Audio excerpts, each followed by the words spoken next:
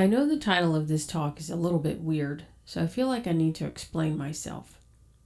For a while now, I've been told that Unity is the only way to make games. But that's not true, especially in 2021. But before I get into some of the other options available for making games and talk about why you might choose one over another, I want to take a step back and tell you how I got started as a game developer.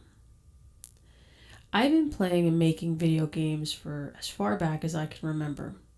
One of the first games I played was Lunar Lander, which I ran on my family's TRS-80 Model 3 computer.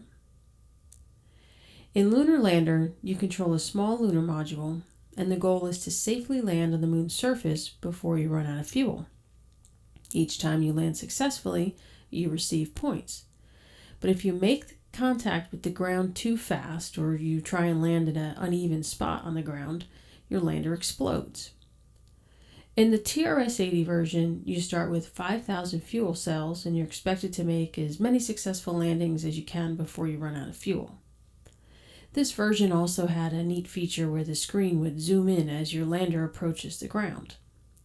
The concept was simple, but it didn't matter.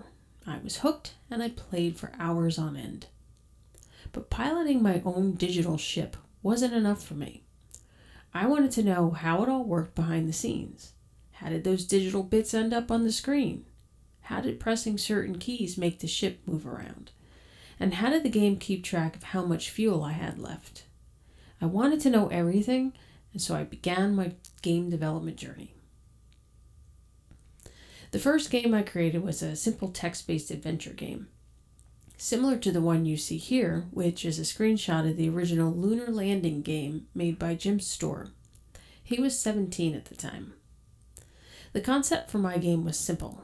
The player had to make certain correct choices if they wanted to survive and win the game. Truth be told, I enjoyed playing text-based adventure games. In fact, I still do, so I'm not at all surprised by my choice to start there. I consider myself very lucky because getting started with game development wasn't all that difficult for me. I had a desire to learn, I had a supportive family, and best of all, I had access to a computer that had BASIC, a relatively easy to learn programming language. I'm not really sure what version of BASIC it had, but I suppose it doesn't matter. What does matter is that nowadays, deciding what technology to use to create your games isn't so straightforward. Should you use one of the more popular game engines like Unity or Unreal Engine? Or should you use something less popular like Game Maker Studio, Godot, or my personal favorite, SpriteKit? With so many options, how do you make the right choice? Selecting your tech can be a lot like the chicken or the egg conundrum. Do you design your games based on the game development environment you want to use? Or do you start with the game design and then make your selection based on what you're trying to create?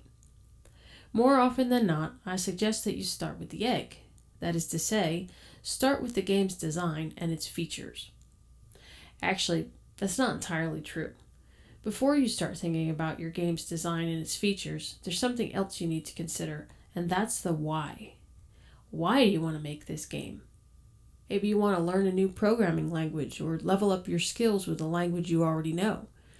Perhaps you keep hearing good things about a certain development environment and you're interested in learning how to use it. Whatever your reasons for why, I encourage you to start there, because a lot of the times, the how will reveal itself once you know the why. Something else I want to mention is that you don't have to keep using the same technology for every game you make. Now, I've said this before and I'll say it again. There's a reason why Batman wears a utility belt stuffed with different tools. Because even the Cape Crusader knows that there's more than one way to catch a bad guy. I'm fairly certain that I use that line in nearly every talk I give. Anyway, speaking of talks, let's get back to this one and have a look at some questions you may ask yourself when you're trying to decide on the technology to use to build your game. The first group of questions are designed to figure out what technologies can support the type of game you want to build. So you might ask yourself questions like, what kind of game am I making? Is it action, adventure, role-playing? Is my game 2D or 3D? And will it support augmented or virtual reality? After you know the answers to these questions, you can move on to questions about distribution and platform support. Questions in this group include where and how do you want to publish your game, and will it be free or paid? You should also ask yourself if you plan to include ads or in-app purchases, because some game development environments limit what you can and can't do. You need to consider the overall time that it takes to make your game too, and whether or not a certain dev environment can provide shortcuts that can reduce that time. It's also helpful to know if you're making a quick prototype or a complete game, because some tech works better than others for prototyping. And because making games isn't cheap, you should consider the cost of setting up your dev environment in the overall cost of making your game. You also need to think about who's paying for it. And what about the resources? Does the tech you're thinking about using have some kind of asset store, or are there assets widely available? And if so, what's the price range and price level for those assets? Another thing to consider is the team size. Are you working alone, or do you have a giant group of other developers you're working with? Again, it's important to know because some tech performs better with larger teams than some other tech. And finally, consider your level of experience.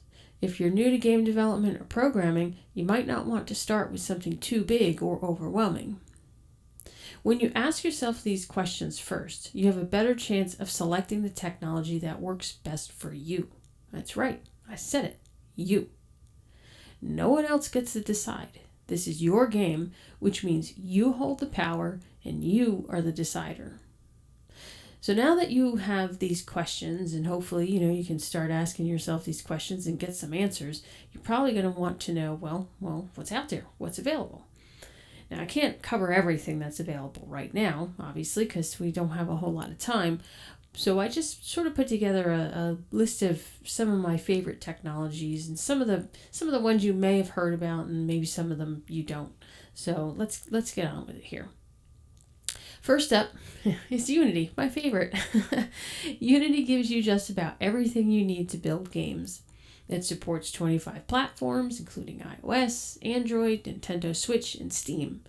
The Unity developer community is huge, and the Unity Asset Store has a lot to offer. You can get tools and add-ons and templates. It's pretty cool. One minor sticking point about Unity, though, is that it has a rather steep learning curve, so it can be a little intimidating. But the documentation is outstanding, and the Unity Learn platform is one of the best ways to learn Unity.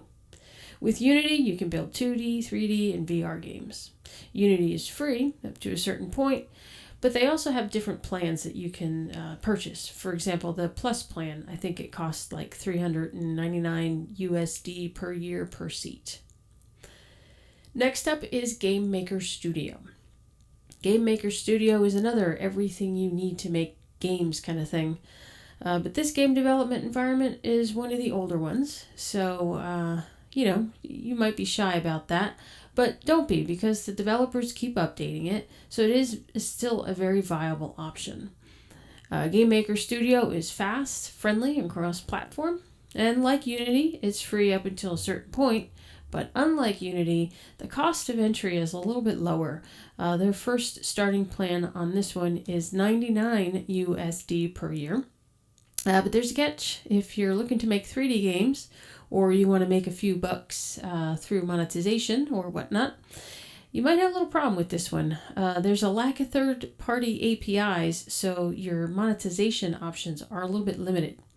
It's still a lot of fun to use. It's definitely a lot of fun if you're a hobbyist. So, give it a try. Have a look at it. And of course, no list would be complete without Unreal Engine, right? It's one of the most popular cross-platform game engines out there today. Unreal Engine is probably best known for making first-person shooters, but you can make all sorts of games with this one. Quite honestly, and I know I'm probably going to get hate mail for this one, but if you're looking to make a AAA game, and yes, I know you can totally make a AAA game with Unity, but honestly, if you're making a AAA game and you know C++, Unreal Engine is probably one of the better options out there. Excuse me. Like Unity, this one's free to use, but after a certain point, you gotta pay. Here's the catch. I could never find out how much you have to pay for Unreal Engine. I went looking, I don't pay for it because I'm not at that certain point. So I can't even tell you how much it costs, but I'm sure if you go look it on the site or send them a message or whatnot, you'll get some answers to that. All right, another option, it's a little bit different than Unreal Engine. Well, wildly different than Unreal Engine, is Solar 2D. It's a Lua-based game engine. Solar 2D is open source and cross-platform. This completely free game engine has no hidden fees, no charges, or royalties, so it's kind of neat there. The Solar 2D dev community is friendly, and the documentation is detailed. The downside of this one, though, as the name suggests, you probably guessed it, it's 2D only. But hey, that's not a bad thing. Some game developers like myself prefer 2D, so don't cross this one off your list just for that reason. Godot is another great option for developers. It's actually my second favorite, if you don't count Unity and SpriteKit. So I guess maybe it's my third favorite. It comes jam-packed with a huge set of common tools so you can focus on making your games without reinventing the wheel. Godot works well for 2D and 3D games, and you can port your games to multiple platforms like Nintendo Switch, PlayStation 4, and the Xbox One. It's also one of the engines that has more choices when it comes to scripting languages. For example, you can use GDScript, which is a Python-like scripting language, and Python is also one of my favorite languages. You can also use something more common like C# using Mono. There's also community-provided support for Rust, Nim, D, and a whole host of other languages. Oh yeah, and did I mention that it has XR support? That's right. Godot works with HTC Vive, Valve Index, Oculus Rift, Oculus Go, Oculus Quest, all Microsoft, see, I can't even say their name, all Microsoft MR headsets, and a lot more. Godot's plugin structure, you can get, with that, you get access to all sorts of SDKs like the OpenVR SDK, the OpenXR and Oculus SDKs. And if you're using the iOS build, you get ARKit support. It's directly available in that. So, I said that Godot was my third favorite, after Unity and SpriteKit. But I'll be honest with you, Godot is starting to give Unity a run for its money, in my opinion, of course. I might be on my own on that one. So, speaking of SpriteKit, I've only mentioned it, a dozen or so times now. But if you know anything about me, you probably knew I was going to include this one. As I said, it is one of my favorite frameworks, and I could talk at length about it, but I'll do my best to keep it short. What's great about SpriteKit is if you're creating a 2D game specifically for the Apple platform, you have no plans to port it elsewhere, SpriteKit is one of the best options you have available to you. It's built on top of Metal, it's fast, it's flexible, and like I said, it's native. That means if you're already familiar with Xcode and Swift, the learning curve is nearly non-existent because honestly, it's just another framework. Here's the thing. I know far too many developers who dismiss this tech simply because it hasn't been updated in years, they say. To which I usually give some sort of snide remark like, yeah, but why mess with perfection? If something is perfect, it doesn't need a whole lot of updating, right? All right, anyway, last but not least, something new to me, and that's Rust. I'm a little embarrassed to say that I never thought about using Rust for game development until I had the opportunity to work as the developmental editor for the Hands-on Rust book by Herbert Wolverson. Herbert's a good guy, by the way.